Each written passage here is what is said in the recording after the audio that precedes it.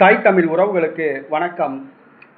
பொதுமக்களை அடைத்து வைத்து திமுகவினர் அட்டகாசம், பறக்கும் படையினர் மீட்டனர் என்ற தலைப்பில் இந்த காணொளியை காண்கிறோம். பொதுமக்களை அடைத்து வைத்து திமுகவினர் அட்டகாசம்.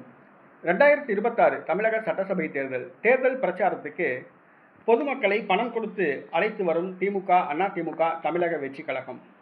தமிழக வெற்றி கழகத்தை சார்ந்தவர்கள், அதிமுகவை சார்ந்தவர்கள், திமுகவை சார்ந்தவர்கள் 1000 ரூபாய் ஆண்களுக்கு கொடுக்கிறார்கள்.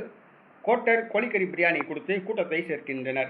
பெண்களுக்கு 200 முதல் 500 ரூபாய் வரை கொடுக்கப்படுகிறது. இந்த சூழ்நிலையில் திண்டுக்கல் மாவட்டம் சிறுமலை அடிவாரத்தில் மாதா கோயில் மற்றும் அதை சுற்றியுள்ள தோட்டங்களில் பெண்கள் 500 ரூபாய் கொடுத்து அடைத்து வைக்கப்பட்டிருந்தனர். காலையிலிருந்து மாலை வரை வெளியே செல்ல விடாமல் அடைத்து வைக்கப்பட்டிருந்தனர்.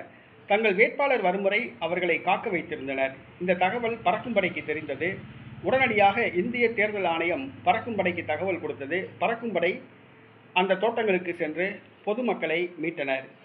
500 ரூபாய்க்கு ஆசைப்பட்டு இந்த பெண்கள் காலை முதல் மாலை வரை உணவின்றி, குடிநீரின்றி தோட்டங்களில் அடைத்து வைக்கப்பட்டிருந்தார்கள். மிகவும் கொடூரமான செயல். திமுகவினர் இந்த அட்டகாசத்தை செய்துள்ளனர். பறக்கும் படை பொதுமக்களை மீட்டனர். பணம் கொடுத்து வாக்குகளை சேகரிக்கும் கலாச்சாரத்தோடு தற்பொழுது பணம் கொடுத்து தேர்தலுக்கு கூட்டம் சேர்க்கும் கலாச்சாரமும் தொற்றியுள்ளது. என்றைக்கு இந்த நிலை மாறுமோ? ஜனநாயகம் ஆட்சி செய்கிறதா, பணநாயகம் ஆட்சி செய்கிறதா என்பது தெரியவில்லை. பணநாயகம் ஜனநாயகத்தை அழிக்க வந்த ஒரு தீய சக்தி.